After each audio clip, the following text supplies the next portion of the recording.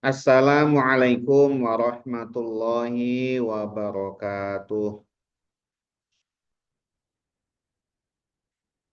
Bismillahirrahmanirrahim. Alhamdulillahi rabbil alamin wa bihi nasta'in ala umurid dunya waddin.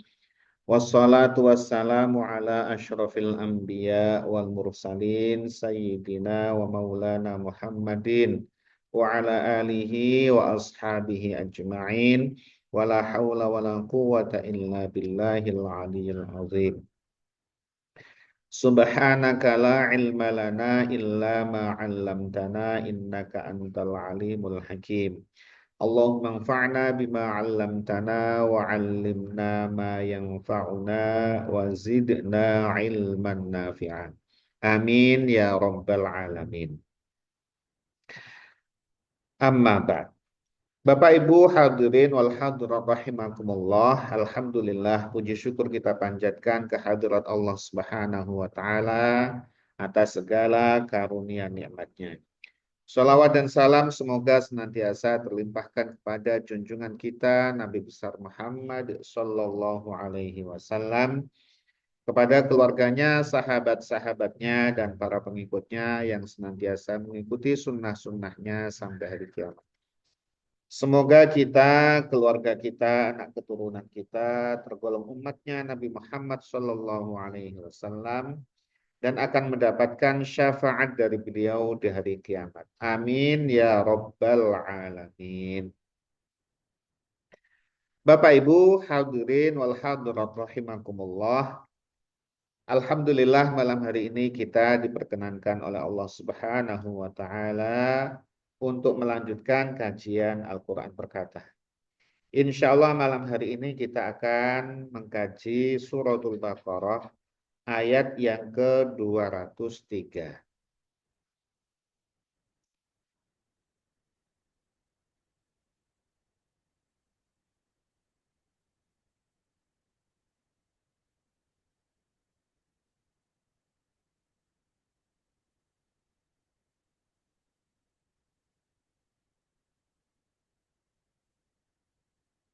Qala Allah Ta'ala fi kitabihil karim wa huwa asdaqul qailin. A'udzu billahi minasyaitonir rajim.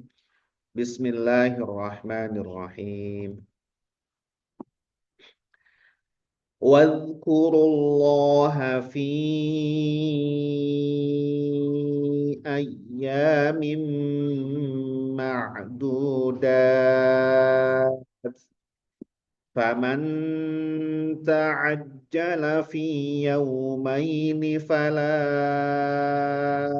إثم عليه ومن تأخر فلا إثم عليه لمن اتقى واتقوا الله واعلموا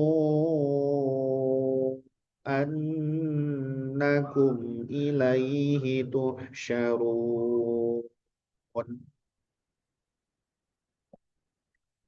Pada ayat sebelumnya Allah Subhanahu wa taala menerangkan kepada kita agar ya, mereka yang melaksanakan ibadah haji benar-benar ingat kepada Allah Subhanahu wa taala, melaksanakan rangkaian ibadah haji dengan sempurna, dan kemudian berdoa kepada Allah Subhanahu wa taala dengan doa yang baik untuk kepentingan dunia dan juga kepentingan akhirat.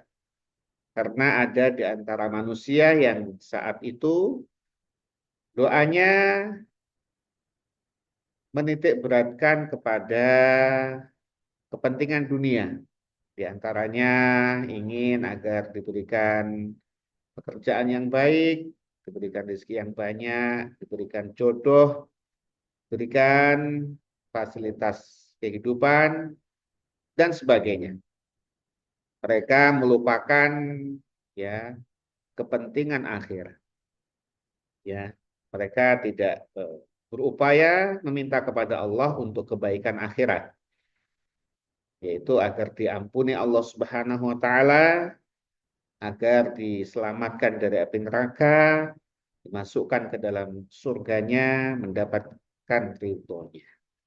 Nah, kita sebagai umat beriman, umat Islam, tentunya ya mengikuti petunjuk Allah Subhanahu wa taala agar berdoa untuk kebaikan dunia dan akhirat. Pada ayat ini Allah Subhanahu wa taala kembali mengingatkan kepada jamaah haji, ya, terutama adalah saat-saat melaksanakan rangkaian lontar jumroh pada hari ke-11, 12, dan 13, yaitu hari tasyrik setelah Idul Adha. Kenapa ini diingatkan lagi? Karena saat-saat itu banyak waktu senggang. Ya. Saat-saat itu tugasnya ya selain tentunya sholat ya, itu adalah lempar jumroh saja. Jumroh ula, jumroh wusto, jumroh akobah. Setelah itu ya bebas gitu. Padahal di situ ketemu dengan seluruh manusia, maksudnya yang seluruh ibadah haji ya. Karena saat yang sama itu mereka melaksanakan lontar jumroh. Nah, saat senggang itu bisa ini tuh bisa melalaikan. Ketemu teman, kemudian ngobrol, ya minum-minum kopi barangkali ya. Nah, itu kemudian diingatkan saat-saat itu untuk banyak mengingat Allah, baik setelah sholat maupun ketika melempar jumroh, ataupun di saat-saat yang waktu senggang. Terutama adalah ketika selesai sholat, yaitu mengucapkan takbir, ya, yang kita kenal dengan ya takbiran itu ya. Allahu Akbar, Allahu Akbar, Allahu Akbar. La ilaha illallah, wallahu Akbar. Allahu Akbar walillahil hamd. Itu dibanyak-banyakin zikir seperti itu. Ya. Nah, bagi kita yang tidak sedang melaksanakan lontar jumroh pada hari tasyrik, itu juga disunnahkan membaca takbir setelah setiap sholat. Nah, setelah selesai sholat 5 waktu sampai tanggal ke-13 di hari tasyrik. Nah, sholat asar ya, sampai sholat asar. Wadhkuru, dan ingatlah kalian, zikirlah kepada Allah. Kalian zikir kepada Allah dengan banyak mengucapkan takbir, tahmid, tasbih, tahlil, dan sebagainya. Terutama dengan bacaan takbiran tadi itu. Fi ayyamin ma'dudat, pada hari-hari ma'dudatin yang telah ditentukan, yaitu tanggal 11, 12, 13 Zulhijjah. Jadi rangkaian ibadah haji itu dimulai dengan ihram, kemudian wukuf di Arafah tanggal 9 Zulhijjah. Wukuf dimulai dari setelah matahari tergelincir, matahari sudah mulai condong ke barat, sampai tengah malam. Nah, sebelum tengah malam itu jamaah haji sudah bergerak ke Mina, ke Muzdalifah. Ya. Setelah sholat maghrib isya jamaah kemudian bergerak ke Muzdalifah. Mabit di Muzdalifah setelah lewat tengah malam sampai fajar. Mabit di sana zikir kepada Allah dan biasanya sambil mengumpulkan kerikil ya sebanyak 7 butir atau kelipatannya untuk kepentingan lempar jumroh. Nah, nanti setelah di Mina melempar jumroh Aqabah pada tanggal 10 Zulhijjah. Kemudian menyembelih kurban. Itu. Maka disebut Yaumun Nahar. Kemudian sebagian ada yang ke Mekah, ya. Kalau itu padat sekali itu biasanya nanti langsung melanjutkan ke tanggal 11, 12 atau 13 untuk lontar jumroh. Kalau tanggal 10 adalah khusus jumroh akobah, nanti tanggal 11, 12, 13 itu setiap harinya melempar jumroh ula, wusta, jumroh akobah. Itu setiap hari. Ya. Melemparnya adalah setelah siang, setelah matahari sudah condong ke barat ya. Kalau di sana ke barat sudah condong sudah setelah siang itu melempar jumroh. Nah, kemudian tentunya Allah Subhanahu wa taala Maha tahu bahwa sebagian di antara hamba-hamba Allah ini itu sudah bosan gitu ya. Karena tadi itu apa? 3 hari berminap di Mina, kemudian besoknya melempar jumroh, besoknya lagi melempar jumroh, besoknya lagi melempar jumroh itu sebagian mungkin sudah tidak kerasan. Kerjanya hanya lempar jumroh kan. Setelah itu, eh, kalau bagi mereka yang tidak bisa memanfaatkan waktu ya akhirnya ngobrol. Bahkan dikhawatirkan ya itu berhubungan badan sama suami istri gitu. Khawatirnya begitu kan. Namanya juga kumpul gitu ya. Kalau mereka bersamaan gitu. Itu kan akan merusak ibadah haji. Ya, maka kemudian faman barang siapa ta'ajjala yang mempercepat meninggalkan Mina yang sudah ingin selesai ya. Jadi tidak perlu menunggu sampai tanggal ke-13 Zulhijjah fi yaumaini setelah 2 hari pada hari tasyrik yaitu 11 12 fala isma alaihi. Fala isma maka tidak ada dosa alaihi baginya. Jadi barang siapa yang setelah 2 hari tanggal 11 12 kemudian dia meninggalkan Mina untuk ke Mekah melaksanakan tawaf ifadah, sa'i, kemudian tahallul ya kalau sudah tahallul sempurna seperti itu, nah itu boleh melakukan apa saja ya sudah selesai ihram. Tapi kalau belum selesai tawaf ifadah, belum selesai tadi itu lempar jumroh, maka itu masih ihram, masih haram itu. Ya. Nah, ada juga jamaah haji yang kemudian tahallul awal. Ya, tahallul awal itu boleh melaksanakan ya tadi wangi-wangian atau mandi, tapi belum boleh melaksanakan atau belum boleh berhubungan badan. Itu yang dilarang.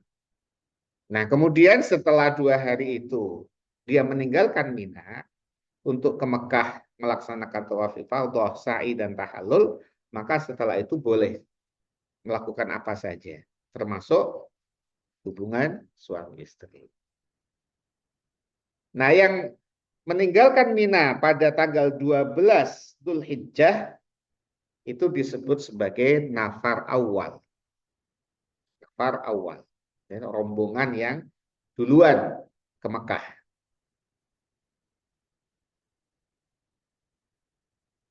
Waman dan barang siapa ta'akhkhara yang mengakhirkannya sampai tanggal 13, fala isma maka tidak ada dosa alaihi bagi. Barang siapa yang menggenapi sampai tanggal ke-13, maka juga tidak ada dosa baginya. Jadi kalau zaman dulu terbagi dua ini, ya.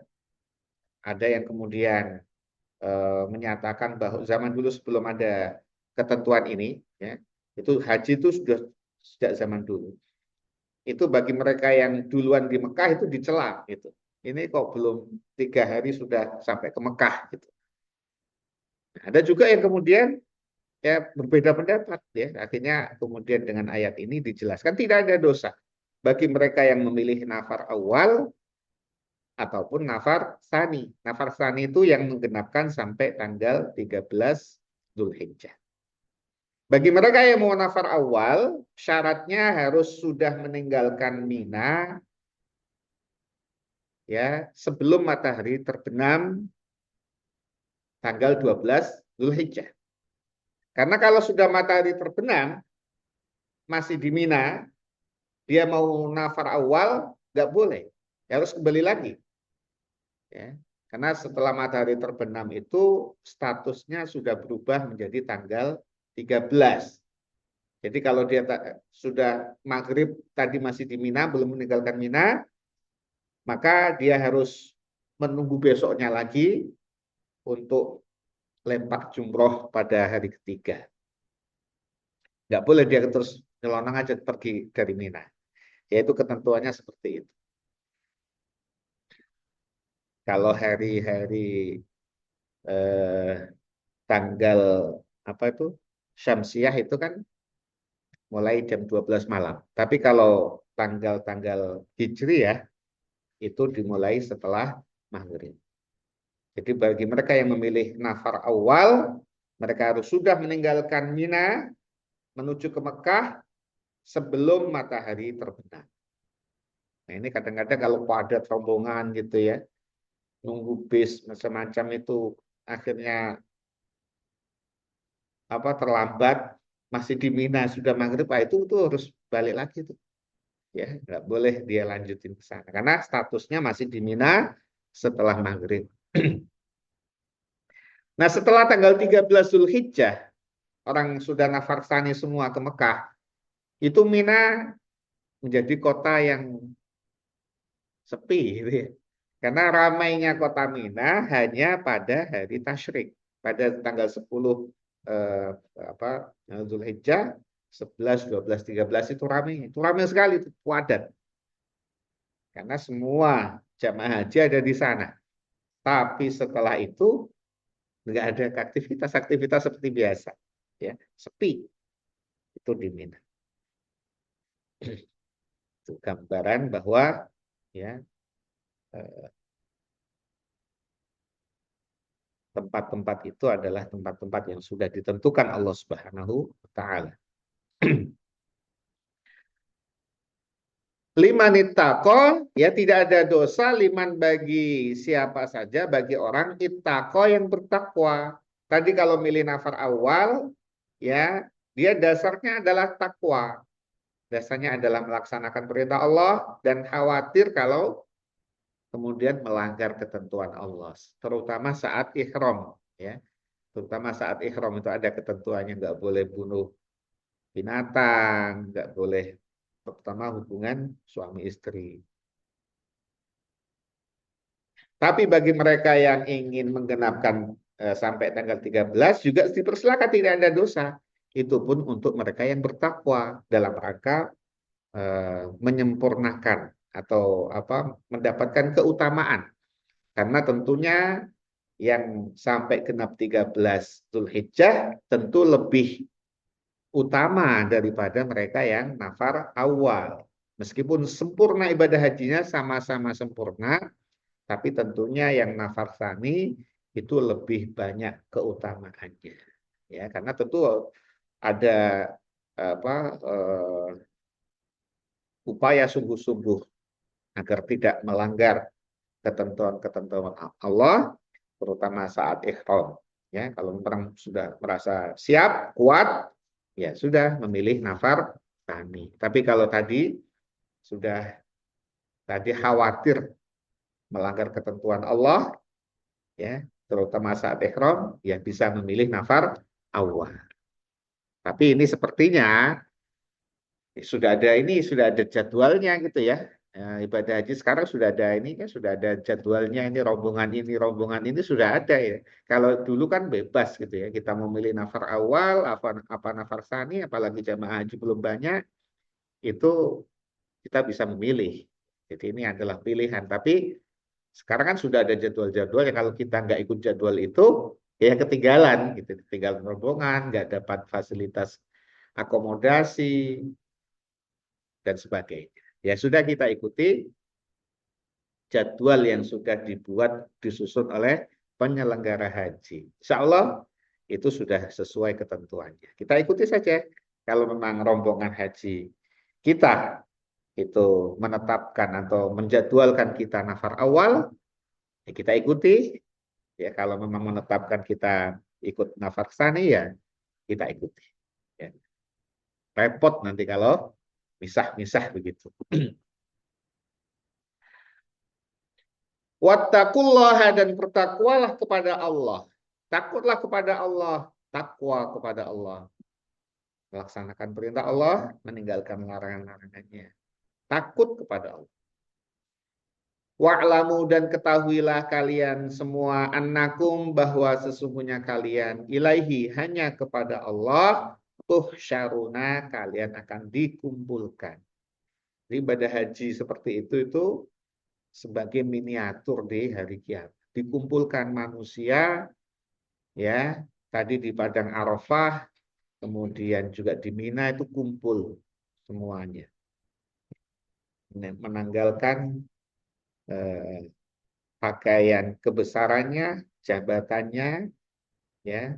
Kalau masih ihram itu harus nggak boleh pakai penutup kepala, pakaiannya pun hanya, kalau laki-laki hanya sarung apa itu, ya, bagian bawah itu, ya, hanya apa kayak apa itu, kain ya, pakaian ihram kan, jadi nggak boleh pakaian kayak pakaian kebesaran, nggak boleh berjahit. Sudah, ya, itu begitu itu manusia. Nggak boleh pakai celana dalam kan berarti kan. Seperti itu gambaran bahwa nanti di hari kiamat kalian akan dikumpulkan menghadap kepada Allah Subhanahu wa taala, bahkan ya nanti ya bermacam-macam ininya, tampilannya nanti di saat di Yaumul Mahsyar, ya, sesuai dengan amal perbuatannya di dunia.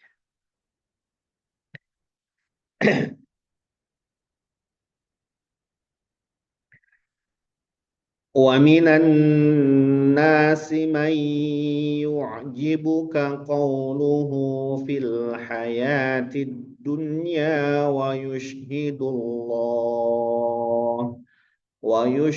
الله على ما في قلبه وهو ألد الخصام وإذا تولى سعى في الأرض ليفسد فيها ويهلك الحرث والنسل والله لا يحب الفساد.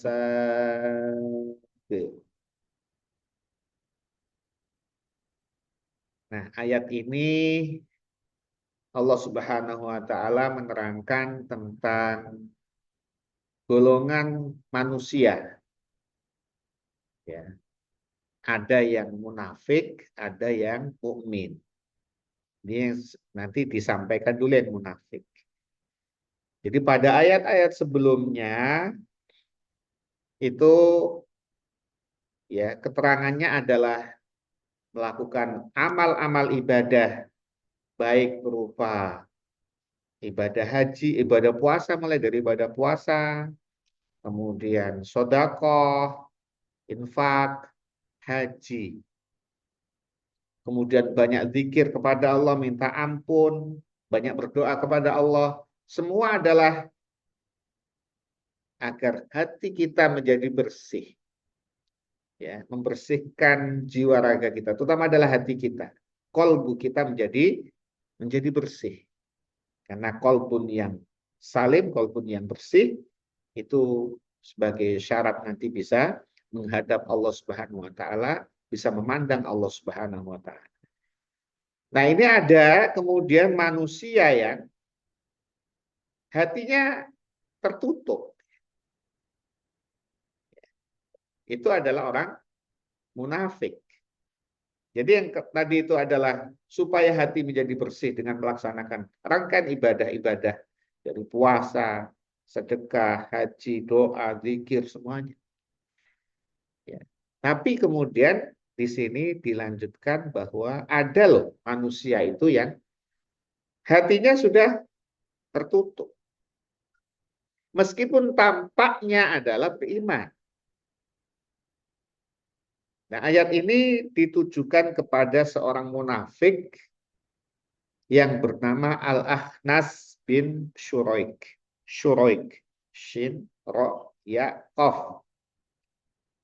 Ini salah satu gembong. Gembongnya orang munafik. Ya. Nah, Al-Ahnas itu setiap ketemu dengan Nabi, itu Masya Allah. Ya, itu lebih lebih apa ya, kata-katanya, sikapnya itu lebih dari sekedar sahabat-sahabat yang mulia ya Abu Bakar, Umar gitu. Lebih dari itu, oh kayak ya engkau ya Nabi gitu ya. Memuji-muji Nabi, membenarkan Nabi, duduknya pun dekat dengan Nabi, ikut juga pengajiannya Nabi. Tapi hatinya oh, terbakar itu. Hatinya menyimpan kebencian kepada Nabi Muhammad SAW. Jadi nampaknya aja dia itu baik, kata-katanya manis, memuji-muji, bahkan bersumpah kepada Allah. Nah ini ya, sumpah kepada Allah bahwa betul Tuhan, saya beriman, ya Nabi kok orang baik, kok benar apa engkau ya dipuji ya itu penjilat ya, penjilat. Tipe-tipe penjilat itu ya. Nah, hati-hati nih kita nih. Ayat ini memang ditujukan kepada orang munafik, tapi kita mesti harus mengambil hikmahnya, mengambil pelajarannya. Jangan-jangan kita juga seperti ini. Gitu. Kita baik di permukaan, kita memuji-muji saat ketemu orangnya, tetapi di belakang kita mencerca atau kemudian ya tidak suka dan sebagainya. Itu tidak sesuai antara ucapannya, antara tampilan dan hatinya. Nah, waminan nasi dan di antara manusia, ada orang. Jadi tidak banyak. Ada orang. Dan dulu pada zaman Nabi itu orang munafik tidak ada yang tahu kecuali Nabi Muhammad SAW dan Nabi memberitahukan hanya kepada sahabatnya yang sirrun Nabi. Ya, itu sahabat namanya Hudzaifah. Sedangkan sahabat Umar pun tidak tahu di sebelah-sebelah itu ada orang-orang munafik nggak? Nabi tahu, tapi Nabi tidak mengusirnya, Nabi tidak membunuhnya. Ya bahkan mengusirnya di majelis Nabi Nabi tidak lakukan itu, mereka ikut sholat juga ikut sholat ya tidak tahu, Sayyidina Umar pun tidak tahu ini orang munafik, tapi Nabi tahu. Akhnas ketika DP atau ketika mendekati Nabi memuji-muji Nabi tahu ini munafik ini, tapi Nabi tidak kemudian pergi, enggak, tidak, tetap juga diterima oleh Nabi, bahkan didengarkan oleh Nabi perkataannya yang mempesona. Nah, ya, perkataan Akhnas ini mempesona. Ya, di antara manusia ada orang yu'jibuka yang mengagumkan engkau Muhammad. Apa yang mengagumkan? Qauluhu, perkataannya. Tetapi perkataan mengagumkan itu fil hayatid dunya. Kalau topik-topik pembicaraannya adalah topik tentang dunia. Wah, Nabi sampai ya dengar ya menikmati juga, tapi Nabi tahu dia itu orang munafik. Ya intinya supaya tidak dimusuhi oleh Nabi, tidak di apa kalau munafik itu memusuhi tetapi tidak mau berkonfrontasi gitu ya. Tapi saat ada kesempatan dia bisa mencelakakan. Nah, buktinya setelah Akhnas ini ya berlalu dari hadapan Nabi, kemudian tidak ketemu orang siapa-siapa, ya kemudian ada bertemu apa itu Ahnas itu kebun-kebunnya kaum mukmin atau keledai-keledainya kaum mukmin ini kalau miliknya orang mukmin dibakar sama Ahnas, hewan-hewannya bahkan dibunuhin sama Ahnas, hewan-hewan kaum mukmin. Artinya memang memusuhi dia itu, dipatah-patahkan kaki-kakinya itu sama Ahnas ini, ya, kejam ini. Tapi kalau ketemu Nabi, actingnya itu luar biasa. Nah, ini. Kayak kita jangan seperti itu. Wa yushidullaha, dan dia menjadikan Allah sebagai saksi alama atas apa yang dia katakan sebagai kebenaran fi qalbihi, yang ada di dalam hatinya. Ya, disumpah wallahi, ya. Ini saya betul-betul beriman, ya. Sampai menyebut-nyebut Allah gitu. Itu akhnas. Jadi ciri-ciri orang munafik itu, ya, mereka yang perkataannya mempesona, ya, kemudian tidak sungkan-sungkan bersumpah,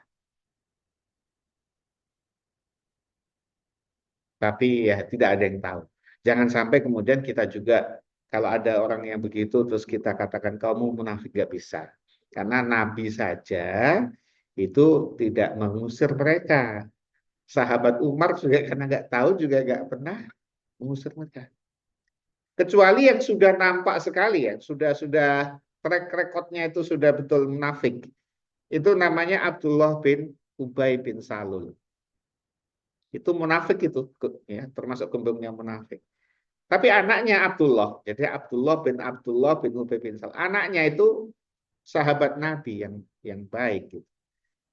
Sampai gemesnya Abdullah bin Ubay bin Salul minta izin kepada Nabi, wahai Nabi, kalau diperbolehkan saya mau bunuh ayah saya itu. Ya, karena sudah munafiknya itu udah nampak sekali itu Abdullah bin Ubay tadi itu. Tapi Nabi melarang, mencegah. Jangan, wahai Abdullah.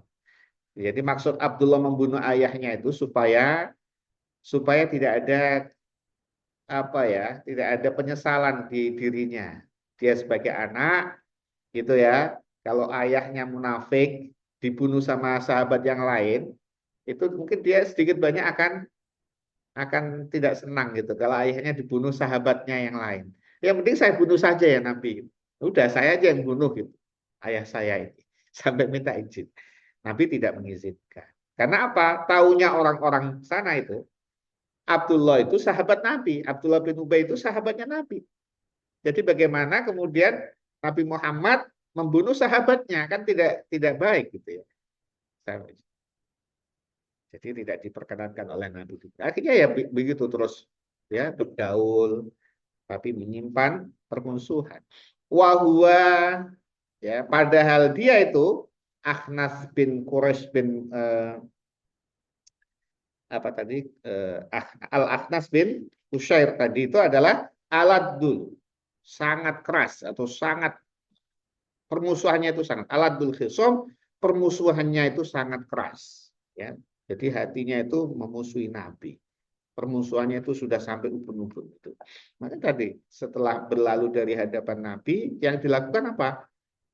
Yang dilakukan adalah wa idza tawalla, apabila dia berpaling, ya, berpaling dari Nabi, atau diartikan dia berkuasa, dia sudah punya kesempatan, maka saat dia berusaha fil ardi, di muka bumi, apa? Liufsida, untuk berbuat kerusakan, fiha, di dalamnya, di atas bumi itu, wayuhlika, dan dia merusak al harsa, tanaman-tanaman, wan nasl, dan ternak-ternak. Jadi itu ulahnya itu, ya. Kalau sudah berlalu di hadapan Nabi, ya, ketemu apa yang dimiliki kaum mukminin, baik itu tanaman-tanaman, itu dirusak sama Akhnas. Kalau nggak ketahuan, kalau ketemu sekerompolan binatang, ya, ternaknya kaum muslimin, dibunuh sama Akhnas ini. Wallahu, dan Allah la yuhibbu, tidak menyukai al-fasada, kerusakan. Ya, amal yang dilakukan oleh Akhnas itu sangat buruk. Dia termasuk orang yang suka berbuat kerusakan. Ya. Nah, ini menjadi pelajaran bagi kita agar kita tidak berperan ganda. Ya, baik di depan tapi di belakang memusuhi. Ya, itu adalah ciri-ciri dari orang-orang munafik. Ayat ini memang ditujukan kepada orang munafik, tapi kita sebagai orang yang beriman itu, ya, mengambil hikmah dan pelajarannya. Bapak Ibu hadirin wal hadirat rahimakumullah. Demikian kajian Al-Quran Perkata malam hari ini. Semoga kita dan keluarga kita senantiasa diberikan keselamatan oleh Allah Subhanahu wa taala, diberikan kesehatan, diberikan ilmu yang bermanfaat fid dini wad dunya wal akhirah, diberikan ampunan, diberikan rahmatnya Allah, kasih sayangnya, diselamatkan dari api neraka, dimasukkan ke dalam jannahnya, dan mendapatkan ridhonya. Amin ya Rabbal Alamin. Mari kita tutup kajian kita dengan membaca doa kafaratul majelis. Bismillahirrahmanirrahim. Bismillahirrahmanirrahim. Subhanakallahumma bihamdika asyhadu an la ilaha illa anta astaghfiruka wa atubu ilaik. Wal afu minkum. Wassalamualaikum warahmatullahi wabarakatuh. Waalaikumsalam warahmatullahi wabarakatuh. Terima kasih Ustadz. Sami Bu.